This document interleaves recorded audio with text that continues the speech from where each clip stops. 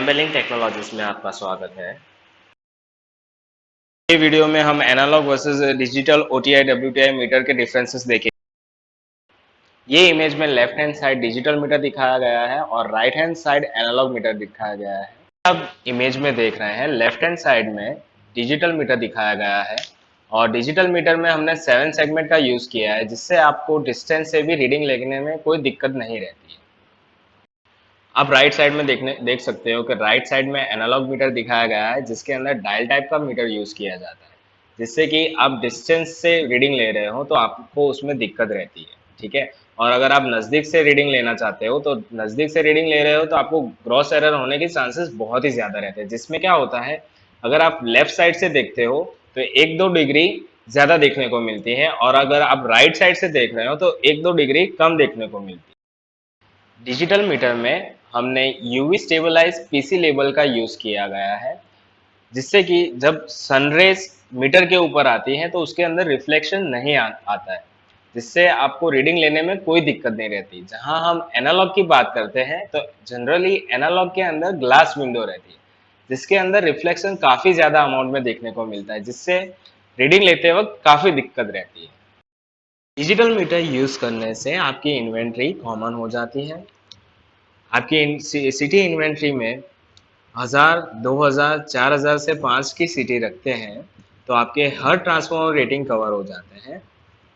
For an example, अगर आपके पास 500 ampere maximum load वाला ट्रांसफॉर्मर है और आप 1000 से 5 वाली सिटी यूज कर रहे हो तो आपको आउटपुट में 500 एम्पियर पे 2.5 एम्पियर मिलेंगे। ठीक है, तो आपको हमारे मॉड्यूल के सेटिंग्स में जाके सिटी रेशियो जो हुआ है वो उसको चेंज करना रहेगा। सिटी रेशियो वहां पे 5 एम्पियर होगा तो आपको 5 एम्पियर से 2.5 एम्पियर पे सेट करना रहता है, जिससे आप 1000 से 5 वाली सिटी आराम से यूज कर सकते हैं। जहां हम एनालॉग की बात करें तो स्पेसिफिक ट्रांसफार्मर के लिए स्पेसिफिक सिटी की रिक्वायरमेंट होती है, जिससे सिटी इन्वेंट्री मैनेज करने में दिक्कत होती है। ऑन साइट कॉन्फ़िगरेबल सेटिंग्स, जहां हम डिजिटल की मीटर बात करेंगे। डिजिटल मीटर में आप on site CT ratio configure कर सकते हैं। जहां हम एनालॉग की बात करें तो एनालॉग में आप CT ratio on site configure नहीं कर सकते। ग्रेडियंट यानी कि मैक्सिमम लोड पे ऑयल टेम्परेचर और वाइंडिंग टेम्परेचर का जो डिफरेंस रहता है वो आप डिजिटल मीटर में ऑन साइट कॉन्फ़िगर कर सकते हैं, जहां एनालॉग में आप ऑन साइट कॉन्फ़िगर नहीं कर सकते।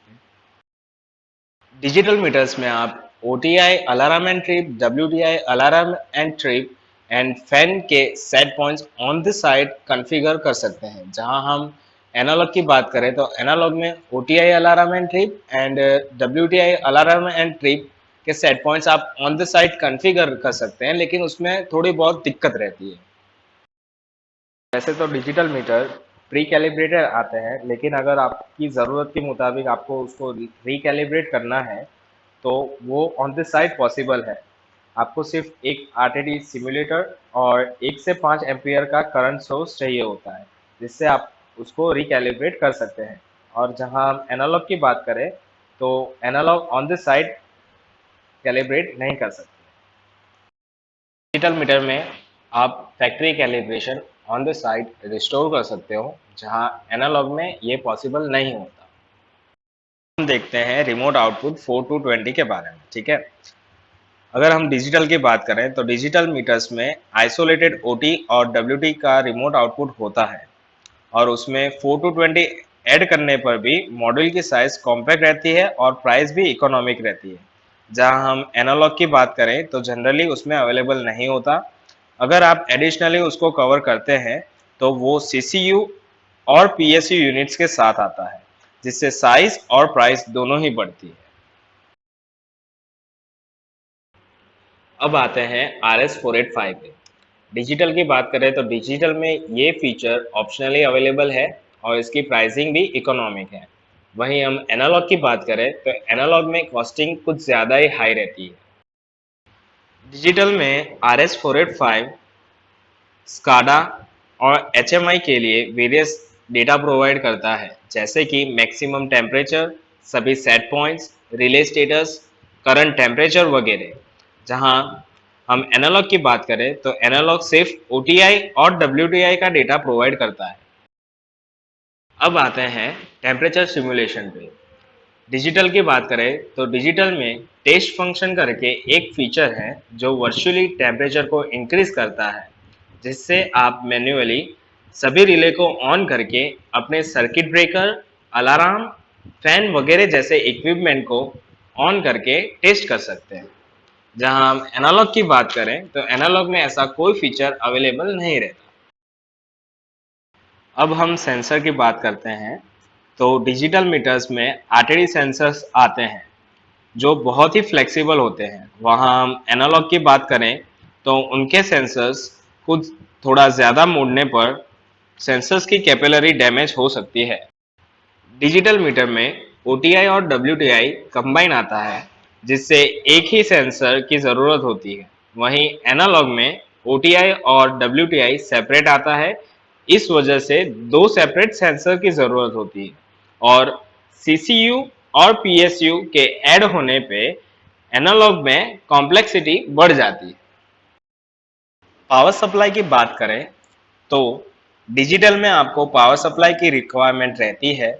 वहीं हम एनालॉग की बात करें तो एनालॉग में सिर्फ बेसिक मॉडल में पावर सप्लाई की ज़रूरत नहीं रहती और बाकी सारे मॉडल्स में पावर सप्लाई देना रहता है।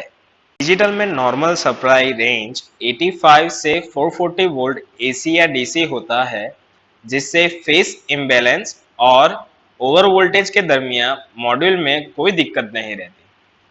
जहां हम एनालॉग की बात करें तो एनालॉग में सप्लाई रेंज 210 से 240 वोल्ट एसी होता है, जिससे फेस इम्बैलेंस या ओवर वोल्टेज के दरमियान मॉड्यूल बंद हो सकता है या तो फिर डैमेज हो जाएगा। हम मॉड्यूल की लाइफ टाइम के बारे में बात करते हैं तो डिजिटल मीटर्स में वाइड वोल्टेज रेंज दिया गया है और वेरियस इलेक्ट्रॉनिक नॉइस फिल्टर दिए गए हैं, जिससे डिवाइस की लाइफ 10 से 15 साल तक की रहती है। इसलिए हम 5 साल की वारंटी देते हैं।